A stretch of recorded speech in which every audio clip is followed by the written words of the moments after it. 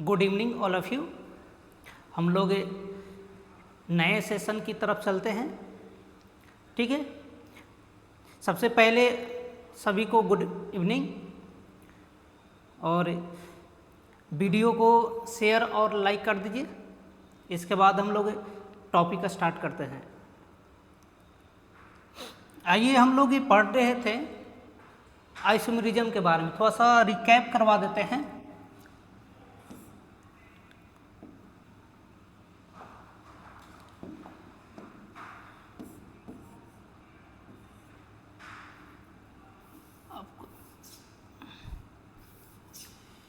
देखिए, आइसोमेरिज्म में हम लोग देखते हैं, तो आइसोमेरिज्म हम लोग देखें कि आइसोमेरिज्म का मतलब क्या होता है। सबसे पहले हम लोग बात देखें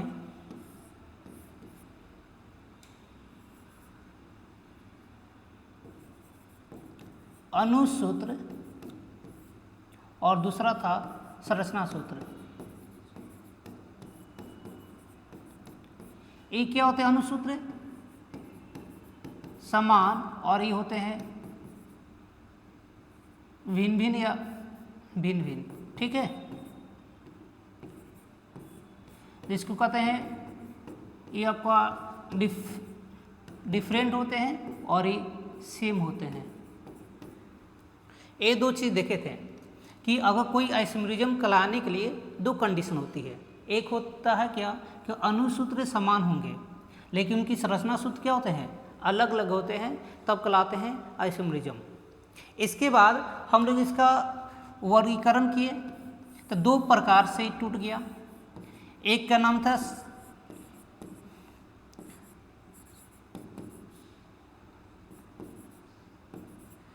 संरचनात्मक के और दूसरा था त्रिविमीय। इसको कहते हैं स्ट्रक्चरल और ये आपका स्टीरियो।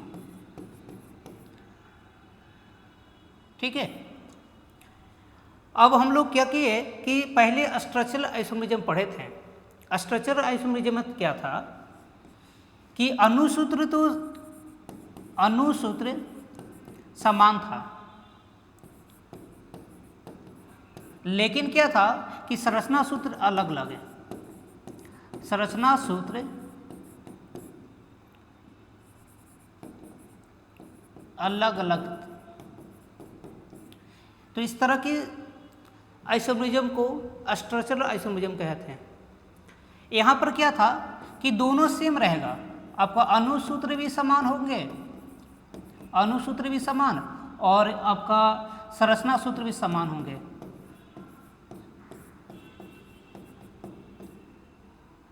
ये दोनों समान होंगे, लेकिन इसमें तीसरा कंडीशन था कि जब हम लोग एटम को सजाते हैं तब वहाँ पर एटम को सजाने में जो अंतर आते हैं इसको कहते हैं हम लोग ओरिएंटेशन,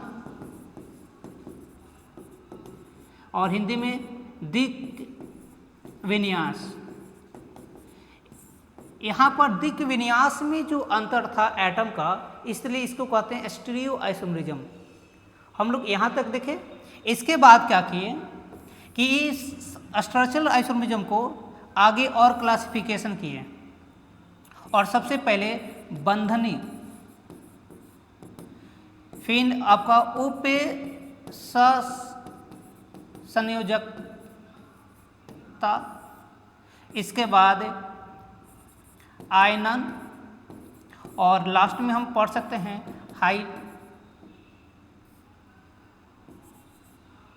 हाइड्रेट। ठीक है, इस प्रकार से अलग और वर्गीकरण करके हम लोग सभी को डिटेल में पढ़ें कि बंधनी का मतलब क्या था। लिंकेज आइसोमेरिज्म कब बन रहे थे? जब यहाँ पर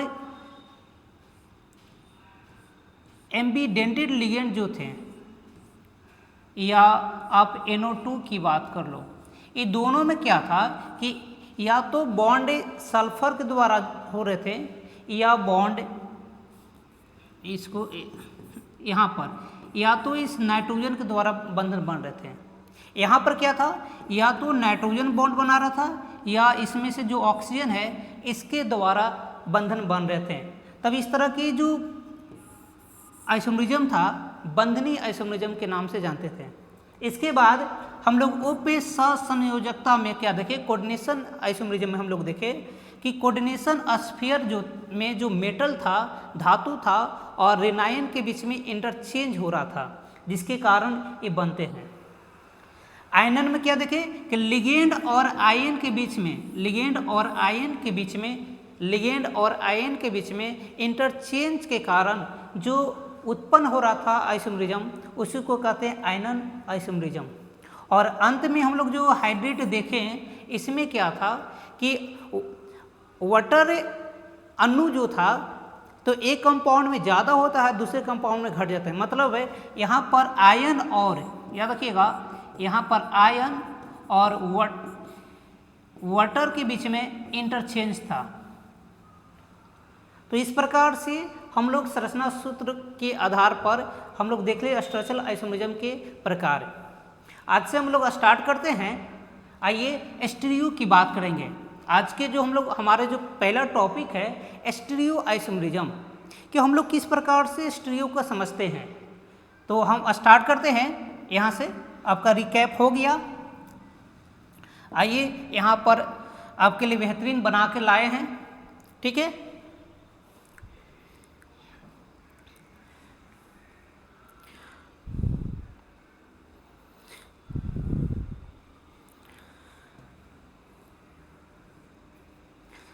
देखिए यहाँ पर हम लोग बात करते हैं स्टीरियो आइसोमरिज्म को समझते हैं। ये आपका स्टीरियो आइसोमरिज्म, ठीक है। स्टीरियो आइसोमरिज्म को समझने के प्रयास करते हैं। हम कल की क्लास में भी बताए थे स्टीरियो के बारे में।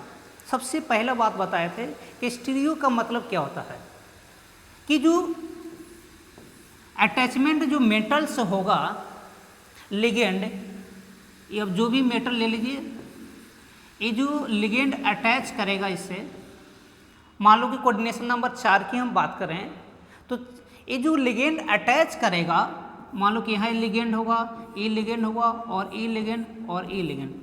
ये लिगेंड में अटैच करने वाला जो लिगेंड होगा उसके ओरिएंटेशन में से बदलाव होगा। मतलब एक लिगेंड ऊपर होगा वो नीचे आ जाएगा और नीचे वाला ऊपर चल जाएगा।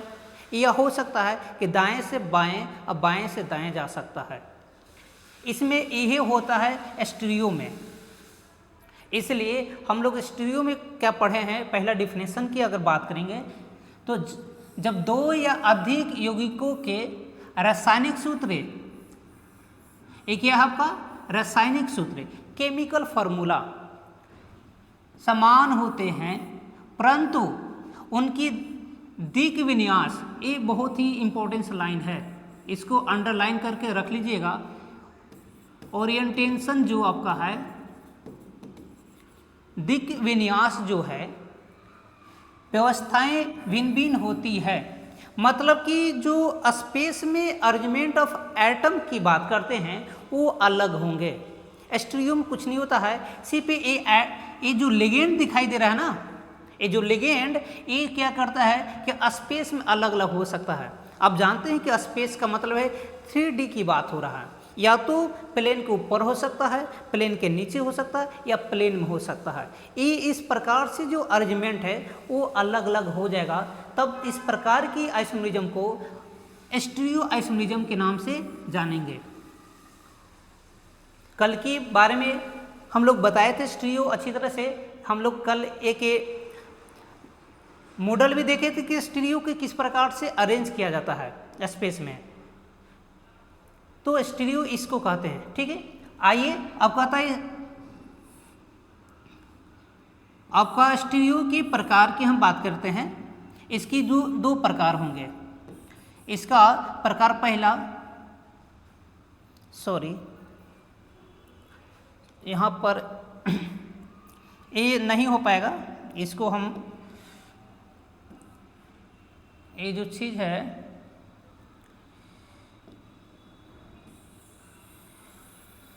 ये यहाँ पर नहीं होगा, ठीक है। इसको हम लोग डिलीट करते हैं। अच्छा, ये आपका यहाँ पर नहीं हो पाएगा, हम एक अलग पेज पर लेके चलते हैं आपको, एक अलग पेज पर ही। हम लोग क्या पढ़ रहे थे? त्रिवियम समवेता स्टीरियो आइसोमरिज्म की बात कर रहे थे। तो ये दो प्रकार से होते हैं, स्टीरियो आइसोमरिज्म भी दो प्रकार के होते हैं। एक का नाम है ज्यामितीय और दूसरा नाम है प्रकाशिकीय।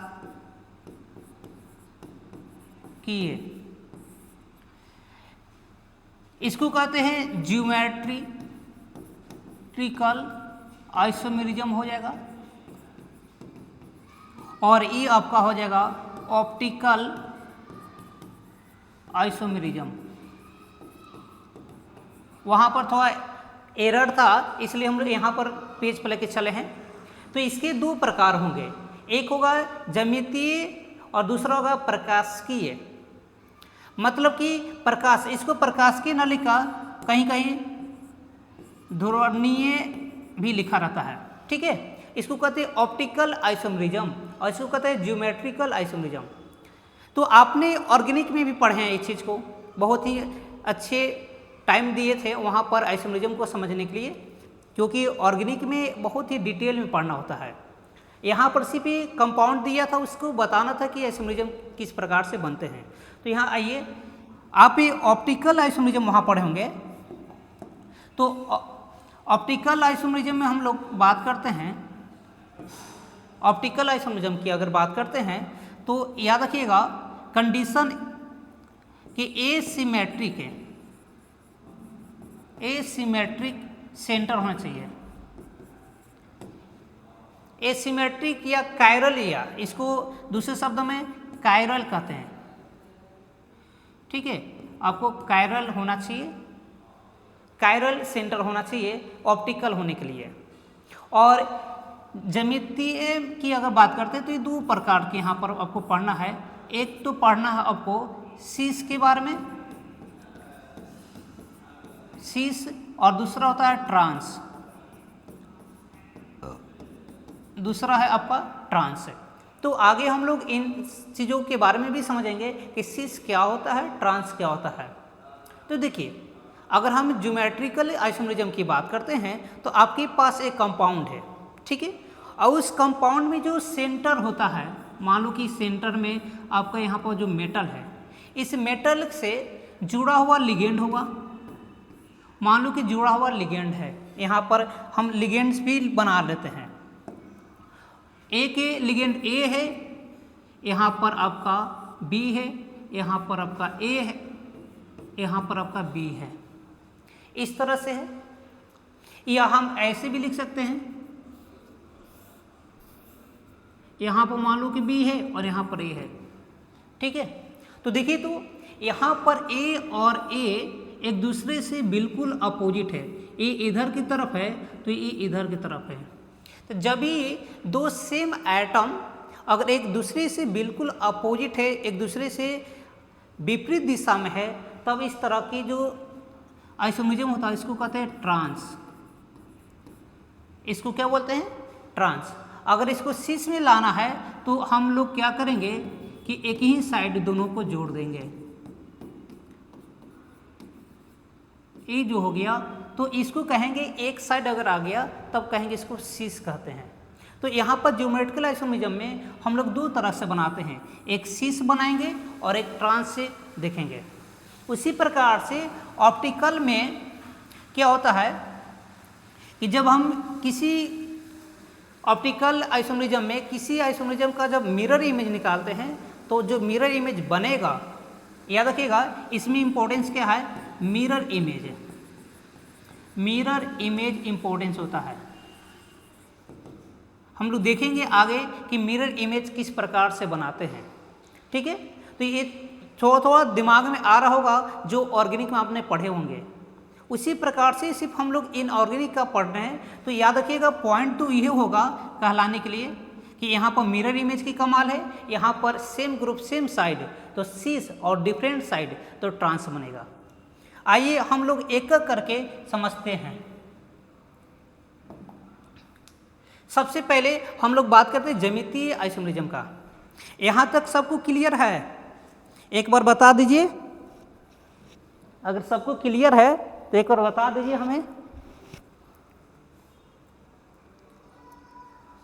ओके ओके पटेल,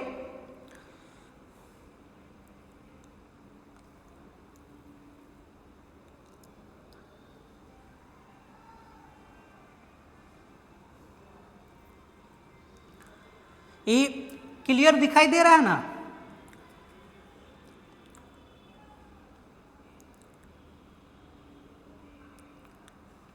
ठीक ठीक है, ओके प्रियांशु। आइए हम बात करते हैं ज्यामितीय आइसोमेरिज्म। यहाँ पर लिया है आपको ज्यामितीय आइसोमेरिज्म की बात हो रही है, आपका ज्योमेट्रिकल आइसोमेरिज्म की बात करते हैं। हमने पहले बता चुके हैं कि किस प्रकार से अलग होते हैं। तो आइए डिफिनेशन क्या कहता है। यह साम्यता केंद्रीय धातु, याद रखिएगा किससे जुड़ा हुआ रहेगा? केंद्रीय धातु आयन की चारों ओर लिगेंडों के विभिन्न ज्यामितीय वितरण के कारण उत्पन्न होती है। याद रखिएगा कि जो केंद्रीय धातु है, जो धातु परमाणु होते हैं या आयन होते हैं, ये दो हो सकते हैं। तो जो हमारे पास जो आयन है ना, इसके चारों तरफ लिगेंड लगा रहेगा। हम बोल रहे थे कि कोई आपका एक केंद्रीय धातु है और इसके चारों तरफ क्या होगा? लिगेंड लगा रहेगा।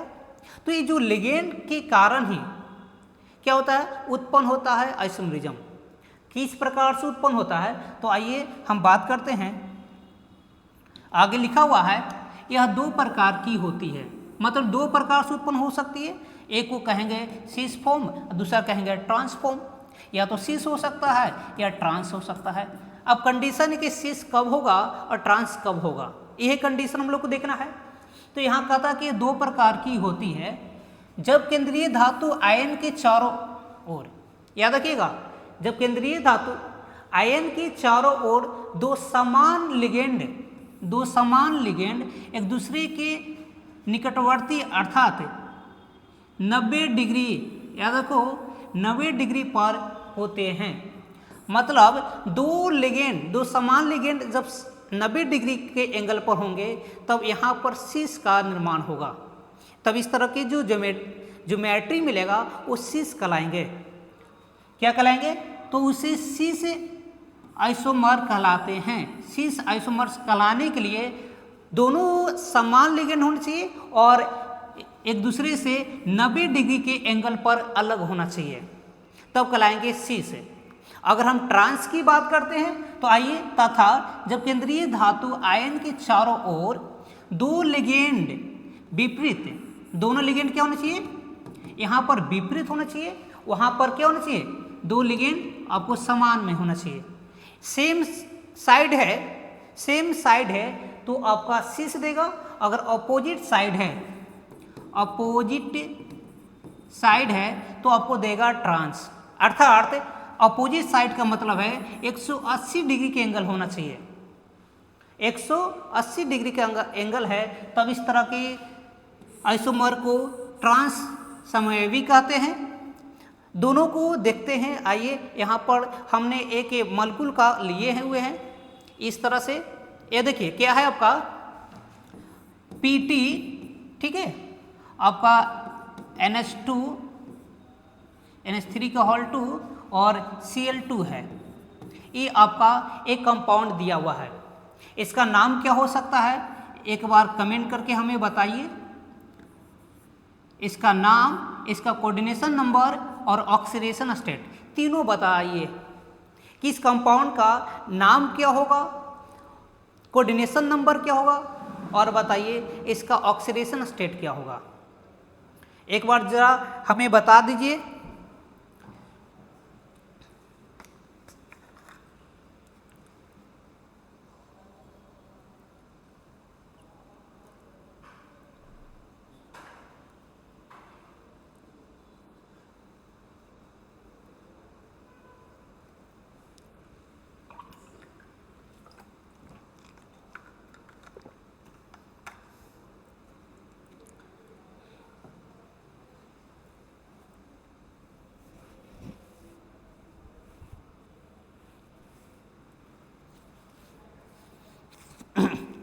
चलिए आप लोग अपना रिप्लाई देना स्टार्ट कर दीजिए।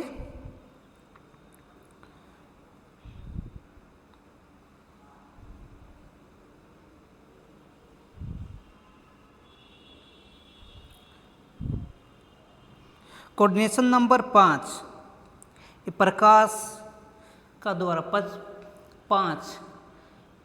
कोऑर्डिनेशन 5 कैसे होगा, एक बार फिर से चेक कर लीजिए। प्रकाश, एक बार फिर से कॉपी को चेक कर लीजिए। कोऑर्डिनेशन 5, और किसी का रिप्लाई अभी तक नहीं आया है?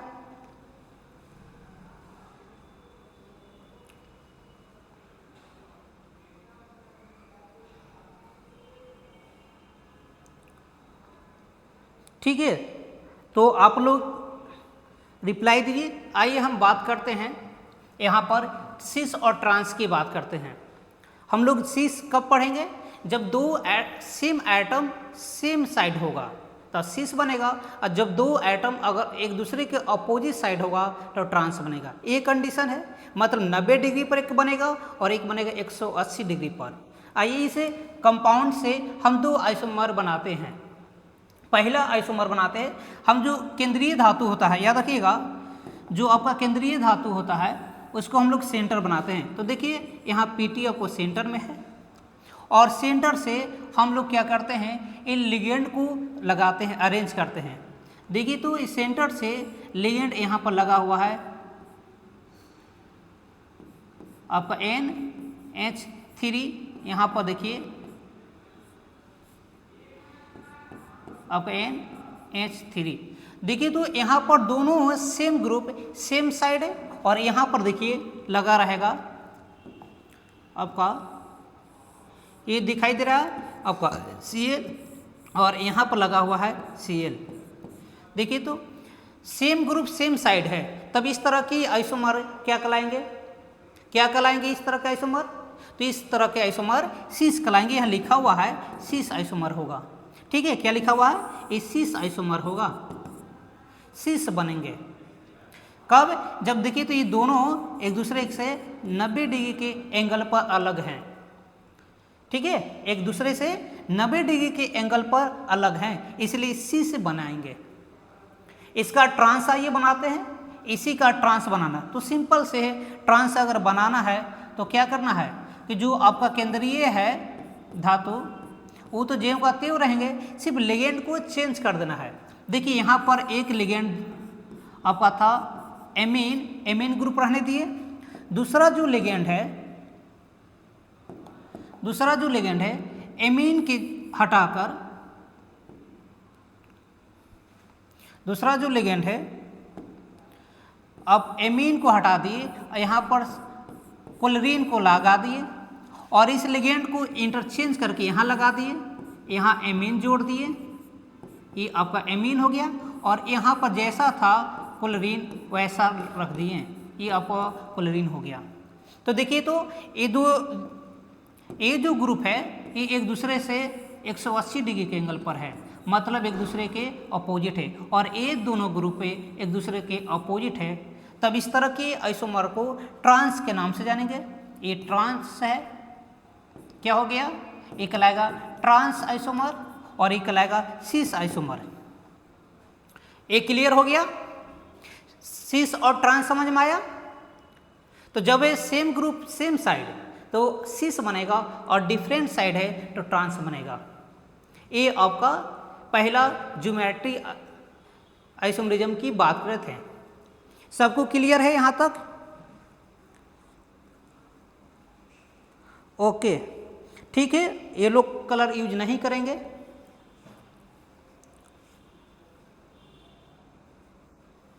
हाँ, जवाब आया है डाई एमीन डाइक्लोरो, डाईएमीन डाइक्लोरो। आइए, ये आपका डाईएमीन डाइक्लोरो। इसके बाद कोऑर्डिनेशन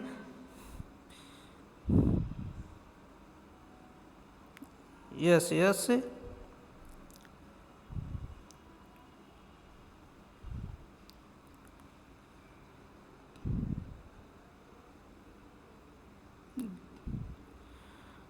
आपने नाम थोड़ा सा गलत कर दिए हैं, ठीक है, एक बार चेक कर लीजिए, नाम में थोड़ा सा गलत है। ओके, आइए हम लोग बात करते हैं। एक आपके पास दिया हुआ सवाल है, सवाल को समझिए। कहता है कि आपके पास एफी दिया हुआ है और एमीन आपका है और इनकी संख्या 2 है, ठीक है। यहाँ पर आपका है CN है और इनकी संख्या आपका 4 है। अब इसका कहता है कि ज्योमेट्रिकल आइसोमर बनाना है, ज्योमेट्रिकल आइसोमर बनाना है। क्या बनाना है? ज्योमेट्रिकल आइसोमर बना के दिखाना है आपको। इसका क्या ज्योमेट्रिकल आइसोमर होगा? तो अब जैसे ज्योमेट्रिकल आइसोमर कर रहा है तो आपको दिमाग में चलना चाहिए कि एक तो बनेगा सीस और एक बनेगा ट्रांस। एक तो बनेगा आपका सीस और एक क्या बनेगा? ट्रांस बनेगा। यह होगा ज्योमेट्रिकल आइसोमर। तो आइए हम पहले सीस की बात करते हैं। तो देखिए एफी को हम लोग सेंटर में रखेंगे और इसे दो लिगेंड को 90 डिग्री के एंगल पर एफी के दो साइड में, एक यहाँ पर लिगेंड और एक यहाँ पर लिगेंड, ये एक दूसरे के 90 डिग्री के एंगल पर अरेंज कर दिए। बाकी जो लिगेंड बच गया आपके पास, ये 4 जो लिगेंड है अब अरेंज कर दीजिए और इसके ऊपर शायद साइन भी दिया है, चार्ट दिया है माइनस, तो यहाँ लगा दीजिए कि जो माइनस का साइन होगा। तो इस तरह के जो बनेंगे इसको कहेंगे सीस। क्योंकि देखिए सीस कहलाने के लिए सेम ग्रुप सेम साइड है। यहाँ पर देखिए सेम ग्रुप सेम साइड है, सेम ग्रुप सेम साइड है, तो क्या कहलाएंगे? सीस कहलाएंगे। एक क्लियर हो गया कि सीस कहलाने के लिए सेम ग्रुप को सेम साइड रखना होगा, मतलब कि 90 डिग्री के एंगल पर रखना होगा, तब हमको सीस मिलेगा। तो हमने एक सीस बना लिए, एक तो बना लिए कि ज्योमेट्रिकल पूछा था तो हमने सीस बना ली है। अब ट्रांस बना लीजिए। ट्रांस कैसे बनेगा? तो ये जो सीस को उठाकर ट्रांस में बदल देते हैं। तो देखिए इसका ट्रांस ये होगा, इसका ट्रांस ये होगा, ये आपका है, ये जो दिखाई दे रहा है इसका और इसका एक दूसरे का ट्रांस होगा। तो कुछ करना नहीं है, एफी ऊपर में आपका NH3 था, NH3 नीचे लगा दीजिए NH3, यहाँ कर दिए CN, यहाँ कर दिए CN और यहाँ पर कर दिए CN और यहाँ पर CN।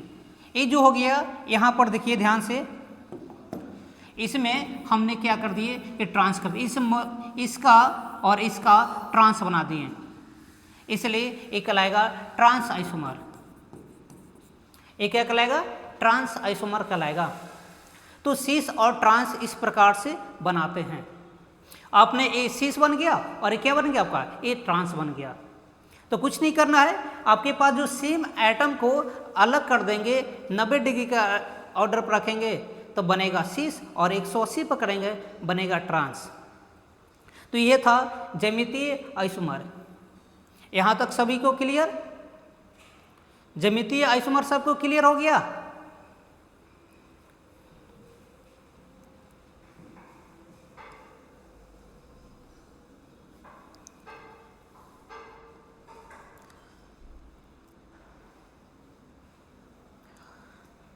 चलिए ठीक है, सबको क्लियर है। अगर सबको क्लियर है तो हम लोग आगे बढ़ते हैं। देखिए अब हम लोग को एक पार्ट हमने ज्योमेट्रिकल आइसोमरिज्म कर ली है और दूसरा पार्ट है स्टीरियो में हम लोग ऑप्टिकल आइसोमरिज्म की बात करते हैं। क्लियर? आइए हम लोग की बात करते हैं, ऑप्टिकल आइसोमरिज्म की बात कर रहे हैं।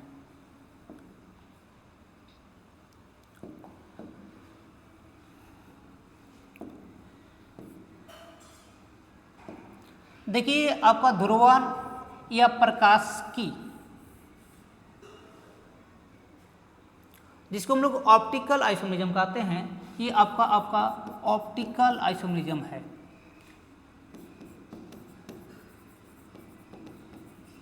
ऑप्टिकल आइसोमेरिज्म क्या कहना चाह रहा है, ध्यान से सुनिएगा। कहता है कि वह संकुल यौगिक जो एक दूसरे के दर्पण प्रतिबिंब, कौन से प्रतिबिंब की बात कर रहा है, दर्पण प्रतिबिंब की बात कर रहा है, यानी मिरर इमेज यहाँ की बात हो रहा है।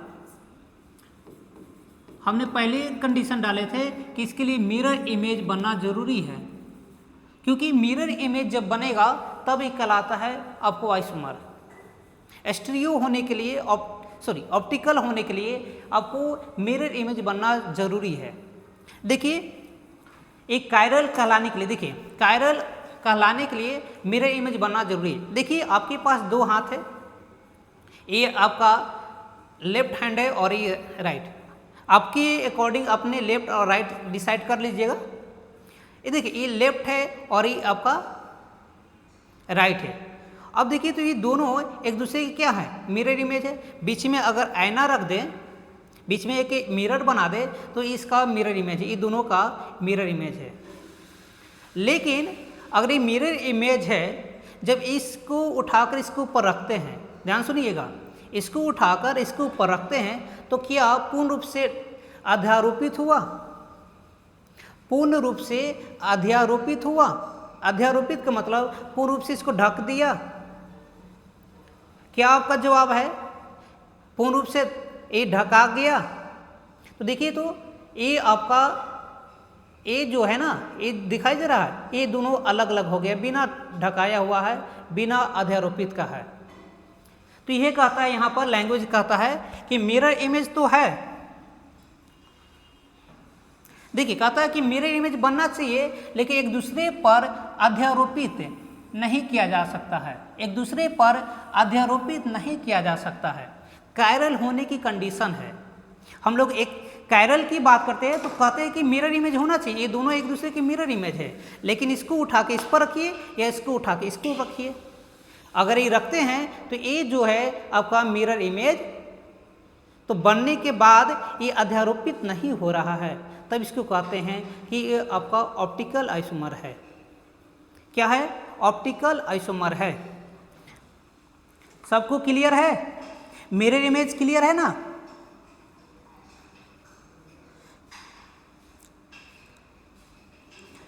क्या प्रॉब्लम है विनोद, क्या मिरर इमेज नहीं समझ में आया, क्या मिरर इमेज नहीं समझ में आया।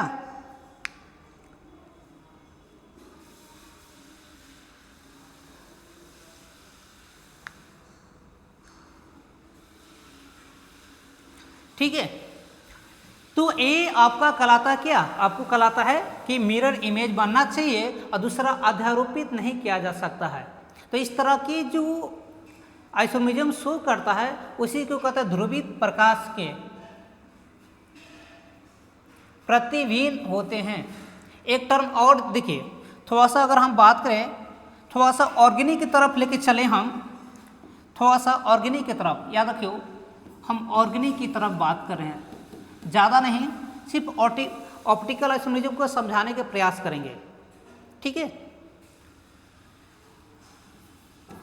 देखो ऑप्टिकल आइसोमेरिज्म की अगर हम बात करते हैं तो सबसे पहले क्या होता है, ऑप्टिकल आइसोमेरिज्म में हम लोग जो काम करते हैं, देखिए इन नेचर में जो लाइट होता है ना, इस सभी दिशाओं में बिखरे हुए रहते हैं।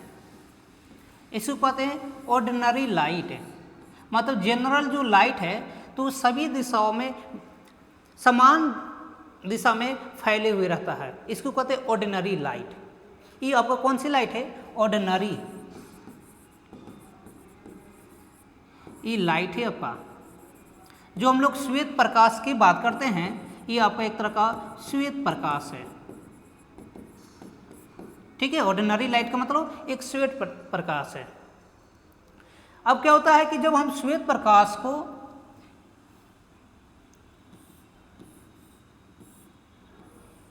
किसी प्रिज्म से, इसका नाम, एक खास नाम है निकोल प्रिज्म।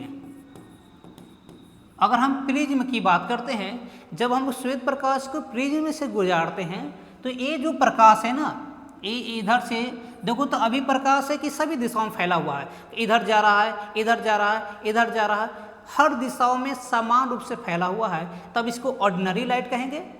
जब हम इसको खास से निकोल प्रिज्म से गुजारते हैं तो ये लाइट जो है ना, एक ही दिशा में आपको रोटेशन दिखाएगा, वाइब्रेट करते हुए इस प्रकार से, एक ही दिशा में, ठीक है, एक ही दिशा में ये क्या कर जाएगा, देखो तो यहाँ पर सभी दिशाओं में फैला हुआ है, जबकि यहाँ पर एक ही दिशा में ये प्रिज्म से गुजरने के बाद फैलता है, तब इसका नाम है पीपीएल। यह आपका ध्रुवित प्रकाश से, प्लेन पोलराइज लाइट कहते हैं, प्लेन पोलराइज्ड लाइट है। ये कैसा लाइट है, तो ध्रुवित प्रकाश है।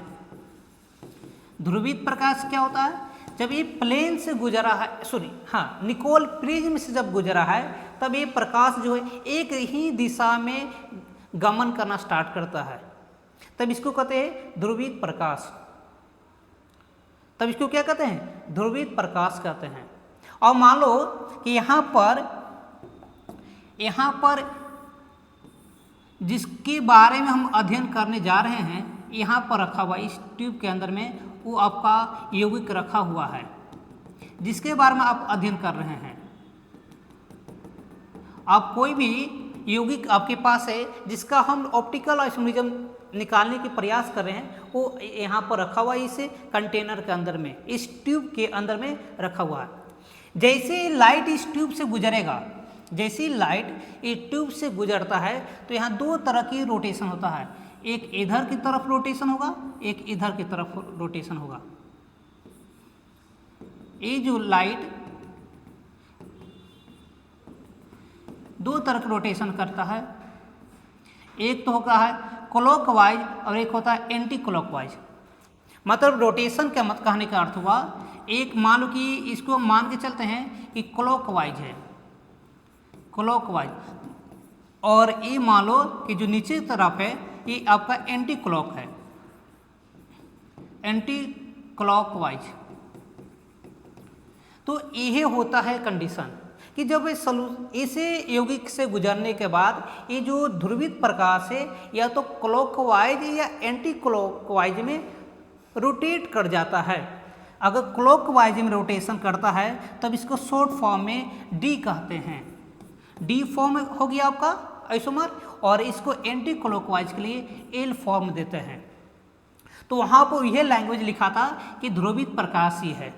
मतलब ध्रुवित प्रकाश कैसे बना होगा, तो एक साधारण से प्रकाश जब निकोल प्रिज्म से गुजरता है तब इस तरह के प्रकाश को ध्रुवित प्रकाश कहते हैं, और इसी ध्रुवीय प्रकाश को हम इस यौगिक से गुजारते हैं। यहाँ पर आपका इसी ट्यूब के अंदर में यौगिक लिया गया है। जब ये यहाँ से गुजरेगा तो ये प्रकाश दो डायरेक्शन में रोटेट कर सकता है, या तो क्लॉकवाइज में या तो एंटी क्लॉकवाइज में। अगर क्लॉकवाइज में गया तब इस तरह के आइसोमर को डी फॉर्म कहते हैं, या एंटी क्लॉकवाइज में गया तब इसको एल फॉर्म कहते हैं। ये बात क्लियर है, ये बात समझ में आया?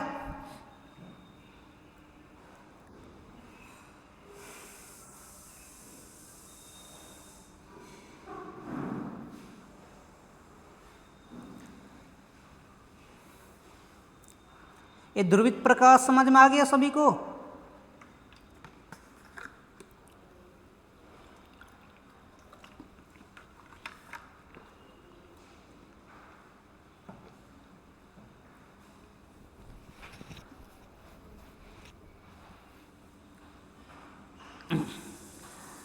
चलिए, ये सब को क्लियर हुआ होगा, ठीक है।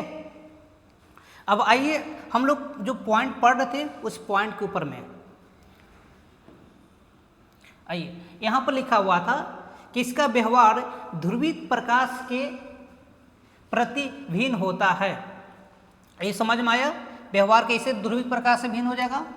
क्योंकि जो प्लेन पोलराइज लाइट से ये दो डायरेक्शन में मुड़ जाएगा, एक आपका क्लॉकवाइज में और एक आपका एंटी क्लॉकवाइज में। जब क्लॉकवाइज में घूमेगा तो हम लोग डी कहेंगे और एंटी में घूमेगा तब एल के नाम से जानते हैं। यहाँ पर जो ऑप्टिकल आइसोमेरिज्म कहलाती है इस तरह से, ठीक है। आइए यहाँ पर हम दो एग्जाम्पल लिए हैं, एग्जाम्पल को समझते हैं। आपका एग्जाम्पल क्या था, CO था, EN कहॉल 3 है, ठीक है। इस कंपाउंड का हम लोग ऑप्टिकल आइसोमेरिज्म देख रहे हैं। तो जब हमें इस कंपाउंड का ऑप्टिकल आइसोमेरिज्म देखना है तो सबसे पहले आपको ये कि मिरर की सहायता लेना होगा। ये आपका मिरर है, ठीक है। ये आपका दर्पण है। ये यहाँ पर हमने क्या किया, दर्पण लगा दिए। अब देखिए ये जो सेंटर में आपका केंद्रीय धातु होगा,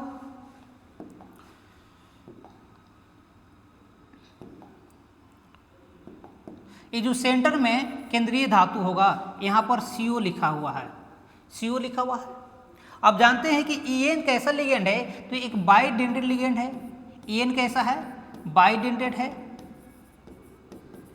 इसका मतलब है कि 2 बॉन्ड बनाएगा, बंधन कितना बनाएगा, 2 बनाएगा। तो 2 बनाएगा तो यहाँ देखिए यहाँ पर EN जो है आपका 2 बनाया, एक इधर से बनाया हुआ है और एक इधर से बनाया हुआ। EN से 2 बन गया इधर से। यहाँ देखिए सेम यहाँ पर भी है, एक इधर से और एक इधर से बनाया हुआ है, ऊपर से एक नीचे से। कलर विजिबल है, दिखाई दे रहा है, कलर स्पष्ट है। देखिए इस प्रकार से बनाया हुआ है। EN आपका यहाँ एक EN है, EN यहाँ है, EN यहाँ है और EN यहाँ है। तो इस प्रकार से बनाया हुआ है। जब इसका हम मिरर इमेज निकालेंगे, जब इसका मिरर इमेज चेक करेंगे तो जो देखिए मिरर इमेज में खास बात है, तो जो मिरर के नज़दीक होगा वो नज़दीक फिगर बनेगा, जो दूर होगा वो दूर बनेगा। देखिए तो ये पार्ट दूर है तो देखिए यहाँ फिगर में दूर बना के यहाँ पर अलग है, जो है यहाँ पर देखिए EN बना के अलग है। और जो नज़दीक था मिरर के वो देखिए नज़दीक बन के है।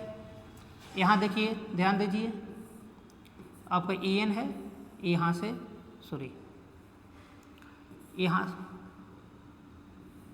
E बना दिया EN और एक बना दिए यहाँ से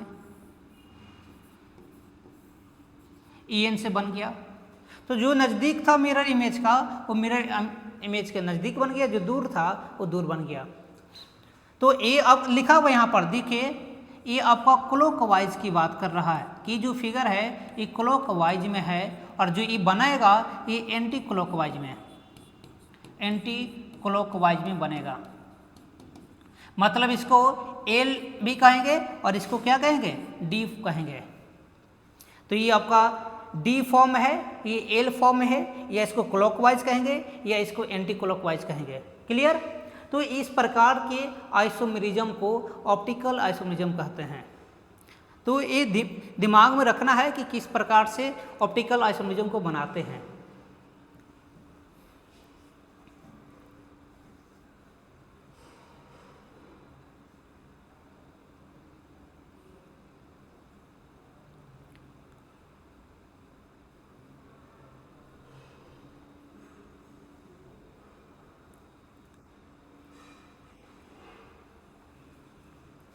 इस प्रकार से आपका ऑप्टिकल आइसोमेरिज्म बन जाएगा। ओके, सब क्लियर है।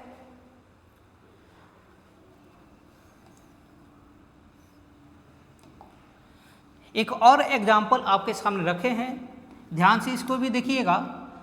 यहाँ पर देखिए सबसे पहले आपका ये आपका केंद्र में एक सेंट्रल एटम है और इससे जुड़ा हुआ बॉन्डिंग नेचर दिखा रहा है किस प्रकार से।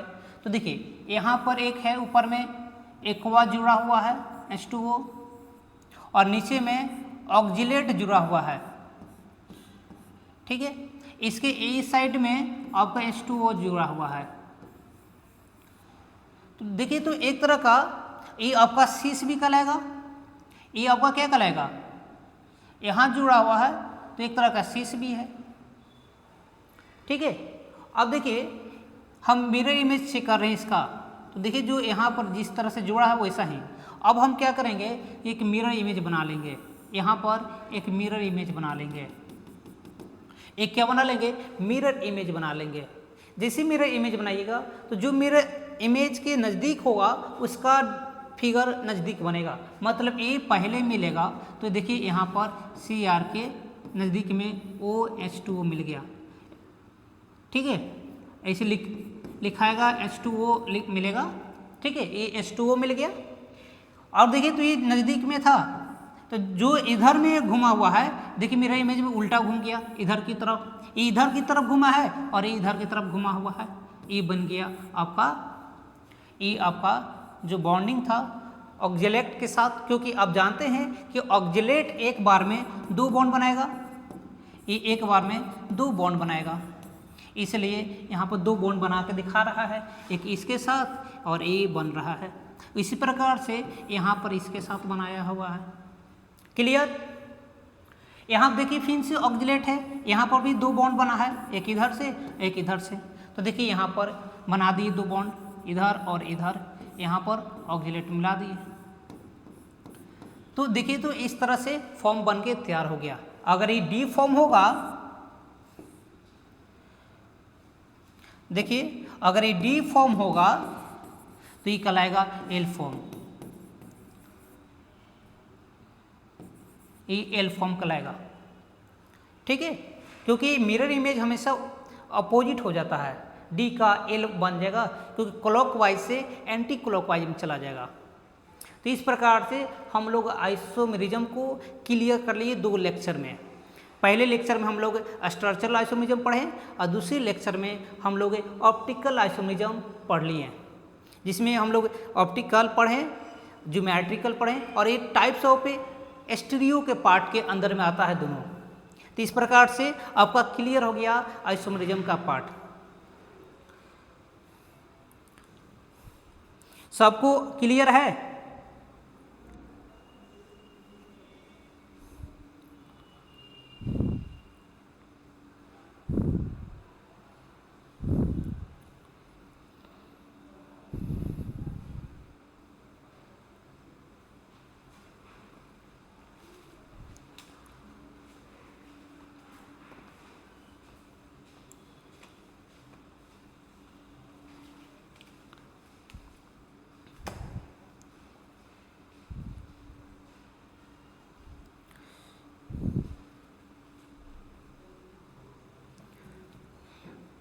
ये सबको क्लियर हो गया ना? आइए हम लोग पूरी तरह से रिफ्रेश कर लेते हैं क्या क्या हम लोग आज की क्लास में पढ़ें। तो आज की क्लास में सबसे पहले स्टीरियो की बात की है, स्टीरियो आइसोमेरिज्म की बात की है।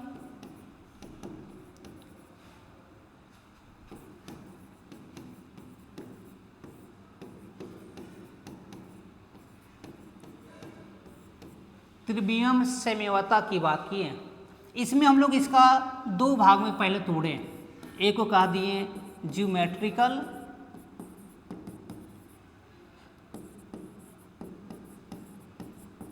ज्यामितीय और दूसरे को कह दिए ऑप्टिकल।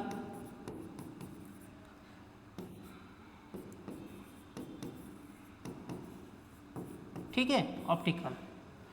अब क्या हुआ कि ज्योमेट्रिकल को हम लोग समझने के लिए क्या किए कि 2 पार्ट में तोड़ दिए। इसमें एक सीस की बात कर लिए, ये आपका सीस हो गया और ये हो गया आपका ट्रांस, ये आपका हो गया ट्रांस। ये इसको हम लोग सीस और ट्रांस में पढ़े।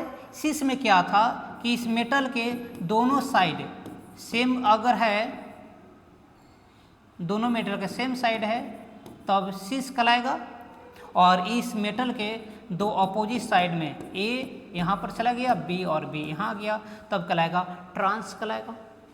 यहाँ तक एकदम क्लियर हो गया होगा? बता दो सबको क्लियर है कि अभी भी दिक्कत हो रही है?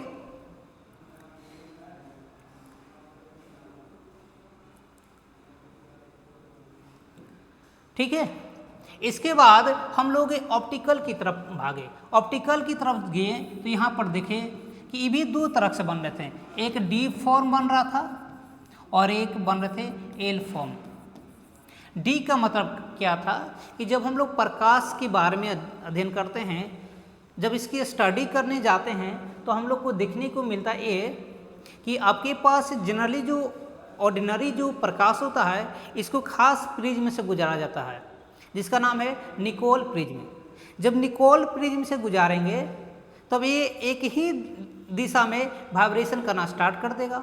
इसको कहते हैं ध्रुवित प्रकाश। ये आपका ध्रुवित जो प्रकाश है प्लेन पोलराइज लाइट है, पीपीएल कहते हैं शॉर्ट में, पीपीएल प्लेन पोलराइज लाइट ध्रुवित प्रकाश है। अब इसको क्या करते हैं कि जिसके बारे में अध्ययन करना होता है उसे गुजारते हैं तो क्या होगा कि वहाँ पर प्रकाश जाने के बाद या तो दाएं मुड़ जाएगा या तो बाएं मुड़ जाएगा। जब दाएं मुड़ते हैं तब इसको कहते हैं डी फॉर्म बनेगा, जब बाएं मुड़ते हैं तब कहते हैं एल फॉर्म बनेगा। इस चीज़ को समझाने के लिए ये तो आपका एक्सपेरिमेंट करना पड़ेगा। तो इससे बचने के लिए क्या किया साइंटिस्ट ने कि आसानी से हम लोग मिरर इमेज बना लेते हैं। अगर मिरर इमेज जब बनाते हैं, जैसे इसका मिरर इमेज बना लिए, जब ये एक दूसरे के ऊपर ला के रखते हैं, अध्यारोपित करते हैं, तो दोनों एक सेम साइज का नहीं हो पाता है, सही से अध्यारोपण नहीं होता है। ये जो दिखाई दे रहा है 2 उंगली, ये अध्यारोपित नहीं हुआ है। इसलिए हमेशा याद रखिएगा अध्यारोपित ना हुआ तब ये ऑप्टिकल आइसोमेरिज्म होगा। अगर होगा तो इस प्रकार से हम लोग डायग्राम से समझ सकते हैं कि जब मिरर इमेज खींचेंगे और मिरर इमेज के बाद एक बनेगा मिरर इमेज के इधर और एक बनेगा उधर, तो मतलब जो आप या तो डी फॉर्म बनेगा तो एल फॉर्म उसका मिरर इमेज कहलाएगा, अगर एल फॉर्म पहले से है तो इसका डी फॉर्म मिरर इमेज कहलाएगा। इस प्रकार से ऑप्टिकल आइसोमेरिज्म हम लोग स्टडी कर लिए। यहाँ तक हम लोग एकदम पूरी तरह से कहानी समझ लिए। ये आपके आज की क्लास में ये हुआ। अगर हम अगले क्लास की बात करेंगे कि अगले क्लास में हम लोग को करना क्या है, तो हम लोग बॉन्डिंग नेचर देखेंगे, अबंध की बात करेंगे, बॉन्डिंग नेचर देखेंगे, ठीक है। अबंध प्रकृति की बात कर देते हैं, जिसको हम लोग को पढ़ना रहेगा एक वीवीटी के आधार पर और एक सीएफटी के आधार पर।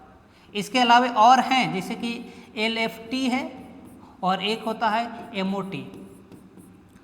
वीवीटी में हम लोग को वायलेंस बॉन्ड थ्योरी कहते हैं। ऐसे हम कल की क्लास में और डिटेल करेंगे सही से। ये इसका नाम है क्रिस्टल फील्ड थ्योरी और इसको कहते हैं लिगेंड फील्ड थ्योरी और मोलिकुलर ऑर्बिटल थ्योरी। ये 4 तरह के हैं बॉन्डिंग नेचर को समझाने के लिए, लेकिन क्लास 12 के अंदर में हम लोग को केवल इन्हीं 2 पॉइंट पर फोकस करना रहता है। ये आप वीवीटी से समझना होता है और सीएफटी के माध्यम से समझना होता है। तो हम लोग अगले क्लास में वीवीटी भी देखेंगे और सीएफटी भी देखेंगे कि कब वीवीटी लगाना है, कब सीएफटी लगाना है। तो ठीक है, तो आज की क्लास यहाँ तक रहने देते हैं।